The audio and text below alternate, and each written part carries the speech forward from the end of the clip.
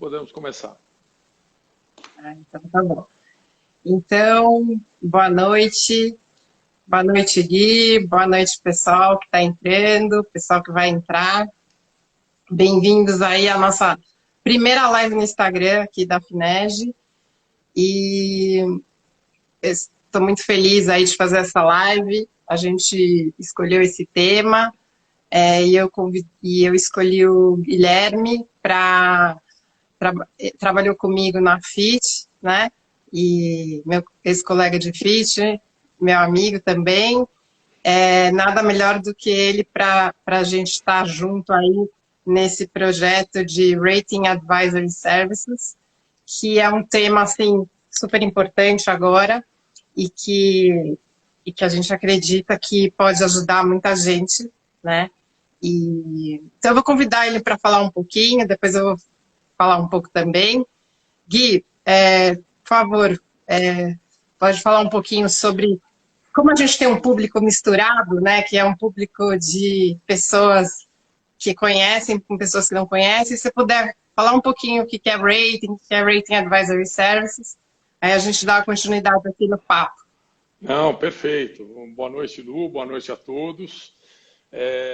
De fato, a Luciana e eu trabalhamos uns bons anos na área de rating, em áreas distintas, porém complementares, e isso foi muito bom. Quando nós falamos de rating, a primeira coisa que vem à cabeça das pessoas é a questão do rating soberano. Aquela eterna preocupação, como anda o risco do meu país e como isso pode impactar nas instituições do país. Essa é uma preocupação muito pertinente, porque existe sim uma correlação entre a melhor ou pior performance do rating de um país e as suas instituições. Então, por vezes, a instituição está indo bem, mas o país não está. Existe uma limitação aí do teto soberano e o rating soberano acaba, algumas vezes, impactando, sim, no risco das instituições e das suas emissões, né, por consequência. Mas existem algumas questões, né, que as pessoas me perguntam. Então, por exemplo, o Brasil já foi a 6ª maior economia do mundo. Em 2020 caiu para a 12ª e as estimativas apontam que até o final desse ano o Brasil deverá cair para a 14ª posição. E o que isso tem a ver com o rating, né, com o risco do país? Bom, um dos principais índices que norteia o rating dos países é essa relação da dívida em relação ao PIB, né? Então, na medida em que um país começa a perceber um encolhimento da sua economia e um aumento, um descontrole das dívidas, né? E hoje essa questão é muito debatida, é amplamente debatida com a sociedade, na medida em que isso ocorre, existem motivos reais para uma preocupação maior no que tange uma deterioração do rating do país e, consequentemente, das instituições que operam nesse país. Mas vamos começar pelo básico, né? O que é rating, né? Como a Luciana falou, nós temos pessoas aqui de todos os níveis, tem gente que poderia estar aqui no meu lugar falando e tem outras pessoas que estão iniciando. Então, vamos começar pelo básico, né? Existem algumas definições sobre rating, mas o rating é uma opinião acerca da qualidade de um crédito, acerca da qualidade de uma instituição, de um país, né? Opinião essa alicerçada numa metodologia proprietária das agências de classificação de risco e que são expressas através de uma escala, que é aquilo que comumente se chama de qual foi a nota da instituição, qual foi a nota da emissão, né? Existe uma escala onde o AAA é o melhor risco que se pode tomar, né? É onde existe a menor probabilidade de default, e a partir do AAA dentro de uma escala comparativa, você passa a ter o duplo A mais, duplo A menos, e assim vai descendo na escala. Né? Existe as pessoas, às vezes, outro dia eu estava ouvindo, achei até interessante, né? O pessoal fala uma nota de corte, que é a região do triplo B menos, né? O triplo B famoso menos... investment grade, né, Gui? Exatamente, essa, por isso que o pessoal... por isso que o pessoal chama da nota de corte, porque a partir do triplo B menos, o rating é considerado grau de investimento, ou investment grade, como se diz em inglês. Abaixo dessa escala, né, ou seja, do duplo B+, e daí para baixo, o rating já é considerado especulativo, e aí existe uma série de questões quanto a investidores institucionais poderem comprar uma determinada emissão e qual é o percentual de alocação que eles podem colocar ali dentro. Mas o fato é que o rating ele tem impacto direto na precificação das operações. Então, é claro que se um grande banco, né, que seria um triplo A na escala local, vamos dizer assim, se ele vai emitir um título de dívida, ele vai pagar menos do que aquela empresa que está 3, 4 notes abaixo na escala, né? Ou seja, os investidores eles são muito sensíveis à questão do prêmio de risco que se tem na hora de investir. Com isso dito... Só para explicar também aqui um comentário em cima do que você está falando para o nosso público aqui, né? Então, como você comentou, né? Ele é uma classificação do risco. Mas o risco do quê? O risco de não pagar uma dívida, né? No prazo combinado. Então, por exemplo, que nem as agências elas têm metodologias diferentes para banco, país, empresa e projeto, que aí você comentou no começo do país, né? Então é importante saber, as pessoas saberem que tem metodologias diferentes para cada um deles. Apesar de todas elas avaliarem o risco de default, a metodologia para avaliar esse risco é diferente entre os tipos de instituição, se é país, se é banco, se é empresa ou se é projeto, no caso, esses grandes projetos de infraestrutura, né, Gui? Muito bem observado. Uma observação assim, muito bem observado, né? Nosso objetivo hoje aqui é justamente esse, a gente ter um bate-papo esclarecedor, né? De fato, as metodologias elas variam de acordo com a classe de ativo, de acordo com tudo isso que a Lu explicou agora há pouco, e elas também variam de acordo com a agência de classificação de risco. Né? Quer dizer, a Fitch, por exemplo, tem uma metodologia. Né? A Fitch tem uma metodologia, a S&P tem a dela, a Moody's tem a dela. Quer dizer, cada agência de classificação de risco tem a sua metodologia, essa metodologia é proprietária, e ela vai nortear a análise que vai ser feita. E daí que vem as diferenças de opinião acerca de um ou mais riscos entre as agências, né? A gente vê que, por vezes, você tem 2 ou até 3 agências classificando uma determinada emissão ou um determinado emissor, e existe ali uma clara divergência do risco, né? Do patamar de risco no qual aquela emissão ou aquela instituição está inserida. Isso é perfeitamente normal. Isso é trabalhado de uma forma assim, muito transparente junto aos investidores, que se servem desses ratings para poder precificar aquele ativo, né? Então, com isso... O grau de risco, né? Inclusive, o grau de risco do que eles estão adquirindo, né? Título. E o preço, né? A precificação da emissão, porque, como eu estava dizendo agora há pouco, isso vai, claro que maiores riscos demandam uma remuneração maior. Né? Fica mais caro. Fica mais caro, isso é inevitável. E aí, a gente chega, então, naquele nosso assunto de hoje, que é o Rating Advisory, né? Rating Advisory é um produto já bem conhecido em mercados mais consolidados, e no Brasil ele vem ganhando um protagonismo maior na medida que o tempo passa, porque os emissores já se deram conta de que é muito interessante você ter uma expectativa do que você vai ter em termos de avaliação do seu risco, assim como a melhor maneira e o melhor momento para contratar um rating, seja para a instituição, seja para alguma operação que essa instituição estiver planejando fazer.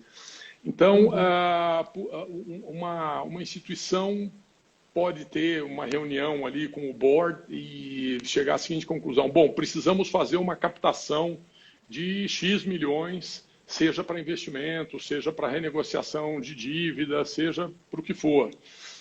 Quais são as alternativas que nós temos para fazer essa captação, né? E a emissão de dívida é sempre uma das alternativas que está em cima da mesa, e para isso é necessário se ter o rating para que os investidores possam entender aquele risco e precificar de acordo, né? Então, o Rating Advisory ele vem nessa linha de orientar melhor a empresa, de dar uma temperatura para a empresa. Será que é o momento de fazer o rating? Ou será que, de repente, a empresa deveria trabalhar um pouco melhor as suas métricas e de forma a contratar um rating um pouco mais para frente para poder atingir o objetivo que ela tem, né? Qual é o objetivo que ela busca? Então, tudo isso é importante, é necessário saber para que a empresa possa ter... Esse serviço pode ser para também tirar uma foto dessa situação, desse projeto ou dessa empresa antes dela se submeter ao rating. Por quê? O oficial depois já foi dado, né? Então, você fazer esse teste com o Rating Advisory antes, você faz, é como se fosse uma simulação, né? E como a gente já trabalhou em agência, a gente conhece a metodologia, isso ajuda, porque no final das contas, uma vez que o rating está emitido, o custo ali da dívida já entra direto na veia, certo? Esse é um ponto muito importante, inclusive pelo fato de que uma vez que a agência de rating já deu a nota, essa nota vai ser levada ao mercado. E isso pode surtir até um efeito contrário aos interesses daquela instituição, né? Eu estou citando empresa como exemplo, mas poderia ser um banco, poderia ser um país, enfim. Os países têm as suas notas públicas, né? Então o país não se enquadraria nisso. Mas, via de regra, empresas, bancos, né, emissores de uma forma geral, eles têm essa preocupação, porque se for para ter um rating muito baixo, é melhor então nem fazer o rating naquele momento, é melhor fazer essa captação através de um outro meio, né, de uma outra via, e deixar para fazer uma emissão de dívida num segundo momento, quando a instituição já tiver trabalhado melhor as suas métricas, estiver num momento melhor para emitir. Um rating... Mitigar os riscos, se é que são mitigáveis, né? Então, existem algumas recomendações de mitigação de risco, que a gente pode até trazer isso no advisory, né? E aí, se isso for mitigável, eles podem implementar isso para depois submeter ao rating. Né? Sim, essa é a ideia. Né? Essa é a ideia, né? Então, existem muitas variáveis, inclusive a própria contratação, né? O próprio relacionamento ali entre a instituição emissora e a agência de classificação de risco, né?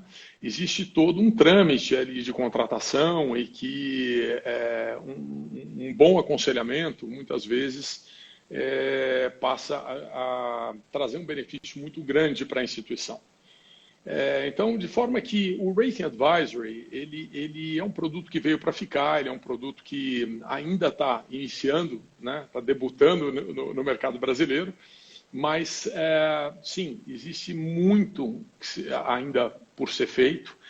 Claro que existem Mas lá fora é instituições. bem mais comum, né, Gui? Você quer Lá comentar um sim. pouco sobre lá fora? Não, como eu disse agora há pouco, né, mercados mais consolidados, né, mercados mais desenvolvidos, isso é muito comum, porque os emissores eles sabem da importância do rating e também do efeito contrário que isso pode vir a ter caso o rating não esteja em linha com os seus objetivos, né? Agora, a questão de um aconselhamento, a questão de uma orientação, do momento em que esse rating vai ser contratado, da maneira como ele vai ser contratado, ou até como a Luciana falou agora há pouco, a gente pode entender que não é o momento, nós vamos preparar a empresa para um momento melhor ali na frente. Isso tudo traz um benefício institucional muito grande, porque não existe a exposição daquela instituição num momento que não seja propício para o rating, né? Então, é uma questão assim, muito técnica, é uma questão que algumas instituições até opinam sobre isso, né? Nós conhecemos aí estruturadores que opinam sobre rating, que fazem, de acordo com a sua visão, um rating advisory, mas lembrando que são pessoas que não vieram de dentro das agências de classificação de risco, né? Eles conhecem risco, eles conhecem mercado, eles conhecem estruturação, mas eles não vieram de dentro, né? Eu tenho mais de uma década na indústria de rating, a Lu também, entre rating e estruturação, que antes dela, pouca gente sabe, mas a Lu já foi minha cliente. Eu contratava rating. Ela já foi minha cliente antes de... Eu contratei rating antes de trabalhar na agência. Antes dela ser convidada para trabalhar conosco ali naquela época, ela contratava. Então, ela já viu, né, essa história dos dois lados da mesa. Né? Ela sabe bem. Os dois lados da moeda. Ela sabe bem o que eu estou falando, que quando o processo começa ali na contratação, e tem todo um caminho até a publicação do rating e o roadshow e tudo que vem depois nos esforços de colocação de informações, né, que são solicitadas, depois comitês, análise, etc., né, relatórios. Sem dúvida. Então, nesse sentido, Lu, eu queria até pedir para você comentar um pouco, né, dentro da tua experiência, né, você que já estruturou tanto, que já trabalhou também como classificadora de risco dentro de comitês. Eu queria que você falasse um pouco sobre esse momento que a gente está passando agora, né, dentro da indústria de Project Finance, que é uma indústria que tem tudo para crescer no Brasil, né, pela própria necessidade, pela própria dinâmica da economia brasileira. A gente sabe que existe um ambiente muito propício para isso. Então, eu queria que você falasse um pouco sobre isso. Tá, legal. Então, as agências também elas têm um rating para projetos de infraestrutura, né? Especificamente para esses tipos de project finance. E o que são esses projetos, né? Eles são financiamentos, eles têm financiamentos de longo prazo, né? Geralmente, eles são financiamentos de longo prazo e são estruturações mais complexas, né? Que exigem, como ele exige a garantia do próprio projeto, certo? Que é diferente quando você tem a garantia corporativa ou do acionista. Então, são grandes projetos de infraestrutura que o próprio fluxo de caixa do projeto, muitas vezes, é a própria garantia do financiamento. Então, por ser muito complexo, né, e exigir uma garantia do próprio projeto, então você tem que entender muito bem os riscos envolvidos, né, desse tipo de financiamento, certo? Que muitas vezes vai exigir até players especializados em diversas áreas, né? Um engenheiro independente, o parecer jurídico, né? Inúmeros players especializados para avaliar aqueles riscos, né? Que tem risco de construção, risco de demanda e um fluxo de caixa, muitas vezes, que não começou, às vezes, a gerar, né? Um projeto que não começou a gerar dinheiro ainda. Então, ele é um fluxo futuro, certo? E Geralmente esses projetos de Project Finance, né, projetos de infraestrutura, eles captam, historicamente captaram muito via BNDES, né, Caixa, mas historicamente a Caixa exige rating, né? O BNDES, historicamente, tem uma área de risco dentro, que ele mesmo faz o rating, né, dessas dívidas, e tem as famosas debêntures, né, que tem as debêntures incentivadas e as debêntures de infraestrutura. Né? A incentivada, inclusive, para as pessoas físicas, podem ser investidoras de debêntures, né, incentivadas para projetos de infraestrutura. E as debêntures de infraestrutura, elas têm incentivos, tais como, por exemplo, na pessoa física, isenção de IR, né? Na da infra, você tem um benefício ao emissor, né? Você tem um benefício de um incentivo mesmo na redução de 30%, né, dos juros. E em projetos a favor do ESG, Green Bonds, né, projetos verdes, sustentáveis, né, claro, comprovados, eles são ainda mais incentivados, certo? Historicamente, essas debêntures, elas vêm crescendo as emissões, né? Claro que proporcionalmente em relação às dívidas dos grandes bancos, né? Tipo o BNDES e tal, ainda é um volume menor, mas ele vem crescendo, certo? No setor, só que alguns setores ainda não usam muito dessa ferramenta, né? Então, por exemplo, o setor de energia é um setor que já consolidou muito essa coisa das debêntures, né, de infra e de incentivada. Já os outros setores, setor de transporte, ele tem uma participação menor, né? E o próprio percentual para você considerar, né, em relação ao CAPEX, ele é menor, né? Lembrando, né, Gui, que a gente está falando de um financiamento, quando estou falando de Project Finance, de longo prazo. Então, você compara, por exemplo, um financiamento da Caixa, que pode chegar num saneamento a 25 anos, né? Você pega uma duração média, um prazo médio das debêntures, se pegar estatisticamente, o prazo médio das debêntures no Brasil é em torno de 8 a 12 anos, certo? Então, vamos dizer que na média 10 anos. Então, uma duração menor, certo? Mas ainda assim, longo, né? Se você pensar, por quê? Porque você não tem como financiar se não for um prazo maior, né? E essa questão do prazo, vale também a gente destacar que depende muito também do ambiente econômico, né? Porque em momentos mais voláteis, esses prazos podem cair para 7, 5 anos, né? Exato. É um desafio então, grande. Assim, se você olhar o gráfico, até assim, eu não tenho aqui para compartilhar, né? Mas nas minhas aulas que eu dou, eu geralmente mostro quando você tem os juros caindo, coincidentemente o prazo aumenta, certo? Porque a expectativa de segurança aumenta também, né? Então, quando você tem os juros, por exemplo, os juros, a gente teve uma Selic aí que estava alta, depois chegou a 2, né?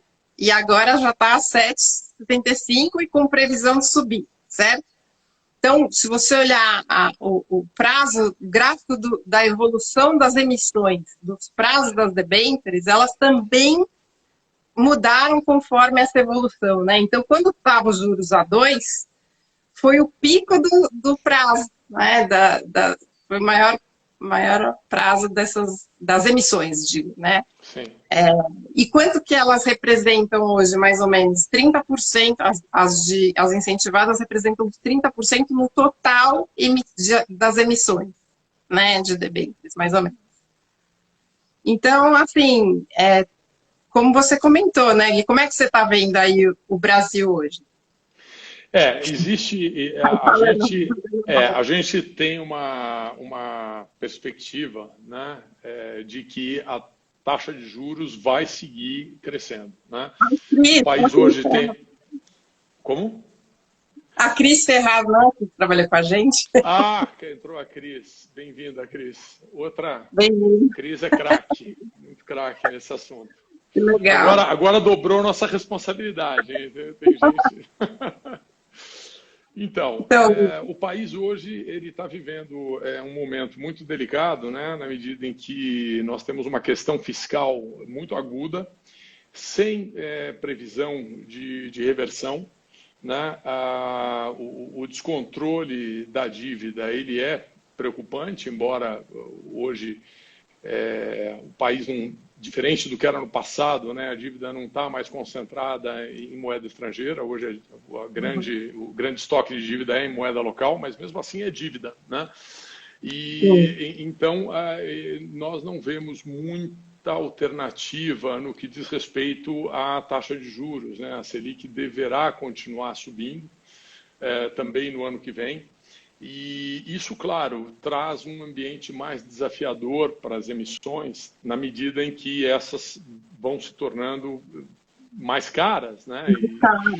E o prêmio de risco demandado pelos investidores é crescente, né? A inflação está aí também para garantir isso que eu estou falando, né? Quer dizer, na medida em que a gente continuar com essa pressão inflacionária, o Banco Central deverá pressionando os juros também. vai acertar esses juros na curva da inflação, como normalmente é feito. Existe hoje uma discussão muito grande no ambiente externo, né, porque a inflação não é uma prerrogativa do Brasil. Economias mais desenvolvidas também estão tendo problemas sérios com inflação. E diferente do que o Banco Central brasileiro vem fazendo, no exterior, principalmente Estados Unidos e Europa, né, os juros não vêm acompanhando essa inflação que eles vêm verificando, né? Existe muita discussão quanto à perenidade dessa inflação. Há quem diga que é passageira, há quem diga que isso é causado por um processo disruptivo da cadeia de fornecimento, que por sua vez impacta na cadeia de produção e gera isso gera um descompasso entre oferta e demanda, mas é um problema real, né? É um problema hoje dá para sentir nitidamente, mesmo no dólar, no euro, né? Em outras economias, que a inflação ela é um problema global, né? Nesse momento. Claro que os países em desenvolvimento eles carregam um peso maior nessa hora, porque existe sempre a questão de aversão a risco, na medida em que a questão do risco vai se tornando mais delicada. A tendência é que esses investimentos migrem para mercados mais consolidados, mas tudo isso é um jogo de compensação, vamos chamar assim, né? Na medida em que o risco aumenta aqui, a remuneração também aumenta proporcionalmente, de forma que você passa a oferecer uma atratividade maior para o investidor manter as suas posições nos mercados emergentes, né? Então, a nossa visão quanto ao universo aí, o futuro próximo é de taxa de juros crescentes e riscos crescentes também.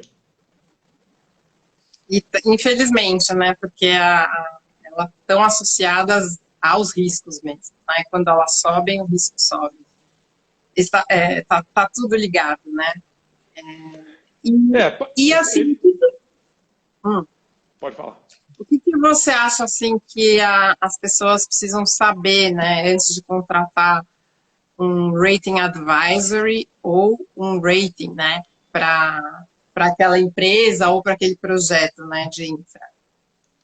Essa é uma boa pergunta, né? Eu acho que antes de saber do seu rating, certifique-se de que você vai ter um bom rating advisory, né? Certifique-se de que você vai estar falando com pessoas que conhecem o processo de contratação de um rating, que conhecem o processo de elaboração de um rating, de modo a se ter alguma previsibilidade e para que a instituição / emissor, né, Eu não conheço ninguém que contrate um rating porque acha bonito, né? Porque acha bacana, mas contrata por necessidade, né? Existe uma necessidade de transparência para com os investidores, então por isso que o rating é contratado.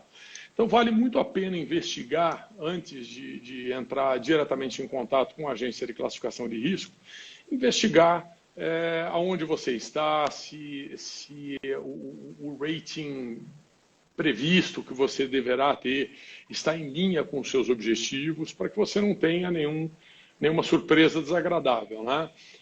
Como eu disse anteriormente, existem bancos, existem estruturadores que oferecem esse tipo de aconselhamento, mas existem também pessoas que vêm de dentro das agências de classificação de risco e que têm uma visão diferente quanto à classificação daquelas operações. E até assim, conhecimento que cada agência tem uma metodologia, né? Você acha que isso influencia, às vezes, na nota? Pode mudar uma nota? Certamente influencia. Eu já vi 2 ou até 3 notes de diferença, né, de opinião, e isso tem impacto direto, é muita diferença. Mas eu já cheguei a ver diferenças aí, porque normalmente as pessoas imaginam, se tiver diferença é um note, mesmo um note já vai ter impacto na precificação. E se forem 2 notes, então maior ainda o impacto nessa precificação. De forma que rating é uma coisa muito séria, uma coisa muito importante, mas tão importante quanto se ter uma boa avaliação do seu risco, é você saber o momento que você deve contratar um rating e a forma mais adequada de contratar o rating. Obviamente que nós estamos falando hoje aqui de rating de crédito, existem outras modalidades de rating, né? Existe rating de gestão, existem outros ratings, mas o foco aqui hoje é rating de crédito, né? Para a dívida, exato. Para a dívida. Nós acreditamos que, apesar dos desafios crescentes gerados por essa desestabilidade do sistema econômico, né, os emissores eles vão continuar acessando, de alguma forma, o mercado de dívida, um mercado de project finance, né? Project finance é um mercado que tem muito para crescer, porque projeto não tem jeito, inúmeros leilões acontecendo, né? Projeto é projeto, né? Você não está falando da renegociação de uma dívida, você está falando aí, né, na implementação de um parque eólico, ou de estações de tratamento, enfim, a envergadura desses projetos é muito maior. Então, eu acredito que isso siga adiante, apesar desse momento mais desafiador. Tem muita gente que fala assim, imagina, não precisa e tal. Eu acho que é importante a gente também comentar que o investidor estrangeiro, né, principalmente, claro, o brasileiro também, mas existe uma marca internacional que valoriza esse selo, né, assim, do rating. Então, acho que isso também é um ponto que tem gente que fala, imagina, não precisa, né, então, assim... O investidor institucional, ele demanda rating, né? Rating faz parte, ele é uma parte integrante do processo de decisão quanto a investir ou não naquele projeto, naquela emissão, e também, como eu já disse anteriormente, na precificação disso tudo, né? Dessa estruturação. Então, os ratings vão continuar existindo, né? Eu já ouvi muitas críticas que no passado as agências de rating, né, analisaram de forma equivocada em certos momentos. Isso foi muito agudo, né? Esse tipo de crítica foi muito aguda na época, ali em 2008, né? 2007, 2008, durante a crise do subprime. Mas a verdade é que tudo é uma curva de aprendizado, né? Quer dizer, ali também era um momento em que novas estruturas estavam surgindo, né? As próprias agências tinham profissionais que divergiam quanto a E foi essa... uma cadeia, né? Porque os auditores, as empresas, todo Sim, mundo entrou na todo mundo, os bolha. bancos de Então, assim, investimento, não é pelas todo agências, mundo... foi assim, como se fosse um efeito dominó que É pegou verdade. todo mundo. É verdade, né? Aquilo realmente não ficou circunscrito nas agências de rating, isso muito bem observado, muito bem lembrado, isso envolveu também bancos, envolveu Auditoria, grandes auditorias, né? empresas. Enfim, houve aí uma grande curva de aprendizado, né, com relação a tudo isso, mas hoje nós estamos num momento diferente. Eu acho que são novos desafios, né? A situação, ela às vezes guarda algumas semelhanças com aquele período, mas certamente não se limita a isso, né? A gente vê hoje problemas aí em diversas classes de ativos. Naquela época estava mais circunscrito à indústria imobiliária e hoje não. Hoje a gente vê que a classificação de risco ela passa a ganhar uma importância muito maior na medida em que os riscos estão aumentando, os riscos são mais percebidos, né? E há, sim, uma necessidade de mensuração como forma de precificar ativos, como forma até de orientar no processo da tomada de decisão quanto a participar ou não daquela emissão, né? De uma ou de outra emissão. E no caso, eu acho, de projeto de infraestrutura, eu acho que ele acaba sendo até mais relevante, porque você tem aí um endividamento, né, cuja garantia são fluxos futuros, né, e em muitos casos de projetos que ainda vão ser construídos, né, que são os famosos, tem os greenfields, né, que são aqueles projetos, às vezes, que começam do zero, não tem uma receita, certo, ainda, pagando aquilo. Então, a análise de risco, ela é fundamental quando a gente fala de projeto de infraestrutura, porque isso é muito importante mesmo, o sucesso desse projeto e também do próprio sucesso, né, do financiamento desse projeto, é que a análise, que toda a mitigação de risco tenha sido adequadamente feita, né? Isso vai ser muito útil para o investidor, né? Tanto o investidor pessoa física quanto o investidor né, do projeto institucional. Principalmente para Então, o é investidor super institucional. importante. Porque você não tem por onde ir, você depende, né, da estruturação deste projeto. Então, como que ele está estruturado, como é que está a evolução futura dessas receitas, os riscos, né, de demanda, o risco de construção, o risco de atraso, risco de licenciamento, se tem outras dívidas também envolvidas, né, se elas têm aí prioridade em relação à outra no pagamento. Então, tudo isso são análises que são feitas, né? Como é que você está vendo, me ocorreu agora uma questão, né?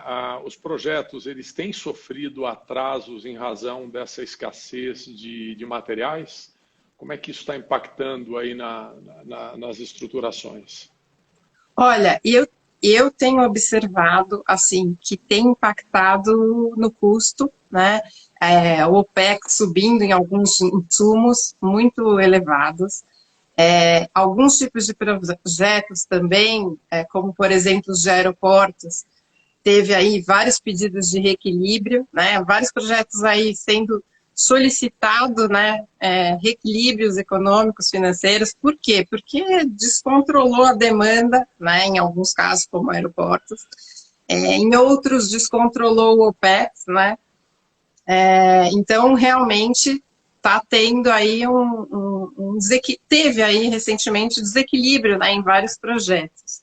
Agora, aí esse tema do desequilíbrio é um tema, até um tema à parte, né, que a gente também faz esse tipo de assessoria e de pareceres, né, não seria um tema dessa live, mas de fato, isso impactou realmente os projetos, né, e está tendo até, em alguns casos, relicitação, né.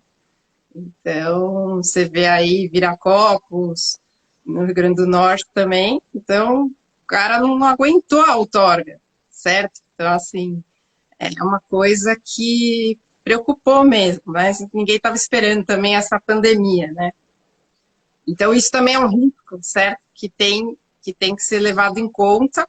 E os contratos, né, eles têm que prever muitas coisas, eu acho que nesse sentido. Então, você tem lá os contratos que ele tem que estar previsto. Ó, se acontecer isso, como é que você lida com isso? Se acontecer aquilo, como é que você lida? Então, por exemplo, risco de demanda. Numa parceria público-privada, por exemplo, você vai dividir com o poder concedente ou não, né, esse risco? Ou vai ficar só com o privado, né?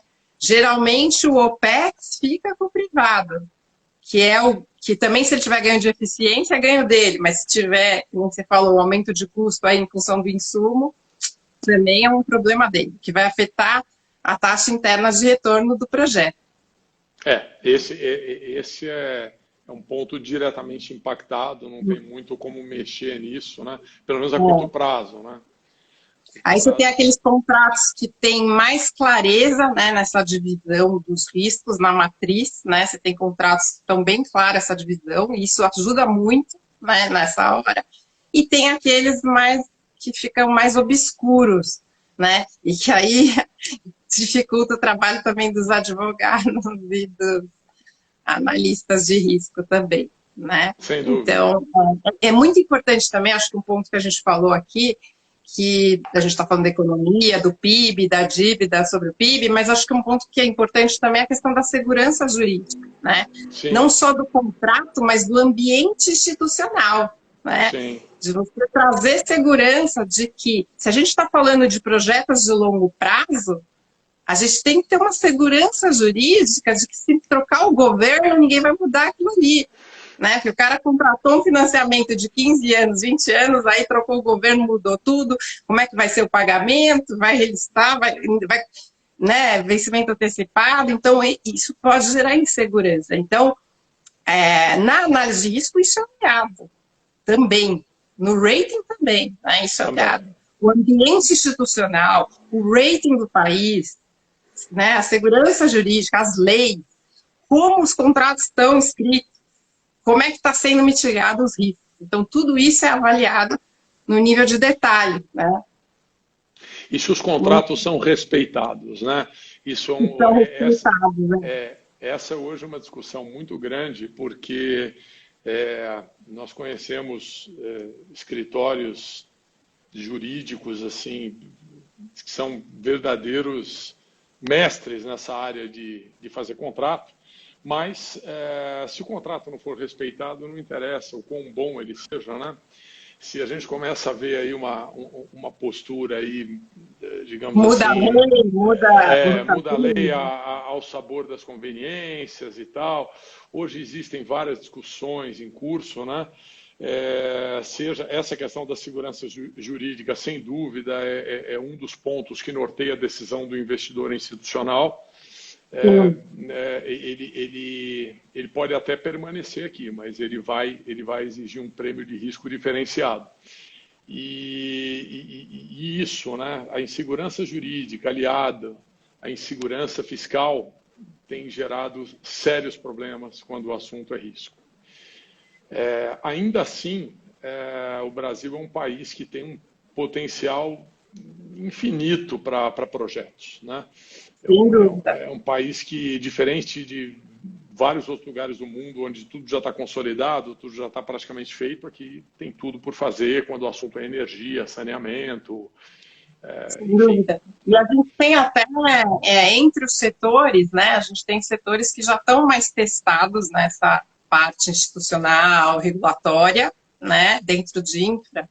A gente tem setores assim, né, como de energia, né, rodovias, que são mais testados mesmo, eles já dão mais segurança mesmo ao investidor, e outros setores aí estão evoluindo, né, a gente tem o marco legal do saneamento, a gente está evoluindo aí setores, né, a gente está evoluindo agora ferrovias, e assim, né, vai evoluindo. Agora, uma preocupação que, de novo, é essa questão do ambiente, né, da segurança jurídica, é super importante, né, para trazer também mais investimentos. Mais emissões de renda, mais dívida, mais projeto, mais emprego, mais impacto social também, né? Diretamente. E o fato de nós estarmos caminhando aí para um ano eleitoral, né? Como que você está vendo aí qual que é o impacto direto nos projetos, né? Porque o projeto é sempre uma visão de longuíssimo prazo, né? Não é nem de longo, é de longuíssimo prazo, né? Mas como que um ano eleitoral poderá impactar, Obrigada, poderá Cris. mexer? Saudades, viu? A gente marca um café, nós três. Grande beijo, Cris. Então, Bom ter você aqui conosco. Então, historicamente, assim, eu tenho umas estatísticas, né, que geralmente eu dou nas minhas aulas, que eu mostro que existem picos de contratação, né, dessas PPPs e concessões nos anos eleitorais, né? Então, assim, quando você está na véspera, você tem um pico, né, de contratação nesses anos. Claro que, né, de novo, você tem aí a questão da segurança, vai trocar isso ao longo do tempo. Se o projeto começou no governo PT e chegou um outro partido, ele tem que continuar o projeto, porque tem que ter segurança, porque ao final das contas nós estamos falando de projetos sociais, né? Energia, saneamento, tudo tem impacto social. Então, então isso tudo tem que ter continuidade, né? Então, véspera de eleição é muito comum isso ter uma subida, isso é comprovado, município, estado, federal, né? Isso é uma atitude muito comum, né? Mas o que importa é a forma que isso está acontecendo, se a estruturação está sendo bem feita, porque a gente tem que pensar no longo prazo, né? Então, acho que é por aí. Eu acho que o Brasil vem evoluindo, sim. A gente tem cada vez mais, as pessoas estão conhecendo mais esse tema, e com isso as estruturações estão melhorando, né? A gente teve o primeiro Project Finance no Brasil alguns anos atrás, então os que nós temos agora são melhores, claro, né, do que os anteriores. Mas o olhar ao ambiente institucional é importante. Então, acho que agora a gente está com a questão do ambiente político, a preocupação, né? Como é que vai ser e tal, uma insegurança. Isso é normal. Não, acho que é bem observado, né? Quando o assunto é projeto de infraestrutura, a visão de tempo é totalmente diferente de emissões corporativas, vamos dizer assim, né? Emissões de mais curto prazo, de projetos. Também, considerar as eleições, exato. Bom, eu acho que a gente conseguiu aí de uma forma geral, né, e de novo, né, dentro do nosso objetivo, que era ter um bate-papo informal, conversar um pouco, externar opiniões aqui sobre riscos, sobre o risco até de contratar um rating num momento inadequado, né? Eu acho que nosso objetivo hoje era esse, era colocar o tema sobre a mesa e nos colocarmos à disposição de vocês para outras discussões, para dirimir dúvidas, para, enfim, a gente está à disposição para debater. Vou salvar aqui para quem não viu também, ver depois e sim, que seja... sim. Muito importante esse ponto, né? Quer dizer, está sendo gravado, isso depois vai para o YouTube, quem quiser, enfim, assistir de novo, tirar uma dúvida, é sempre muito bom. E nós... Se quiser marcar um café com a gente também, aí a gente... estamos à disposição, né, de vocês para conversar sobre esse tema. E aí, até nas discussões pessoais, é bom porque a gente consegue direcionar mais para a necessidade daquela empresa, ou daquela emissão, ou daquela estrutura, né? A gente consegue direcionar isso de uma forma mais objetiva, né? Mas eu queria agradecer vocês, agradecer pelo convite, né? Obrigado. Do nosso bate-papo, foi gostoso. Te agradeço aí e agradeço também a quem ouviu, quem vai ouvir ainda. E muito obrigada. Um abraço, boa noite a todos. Boa noite.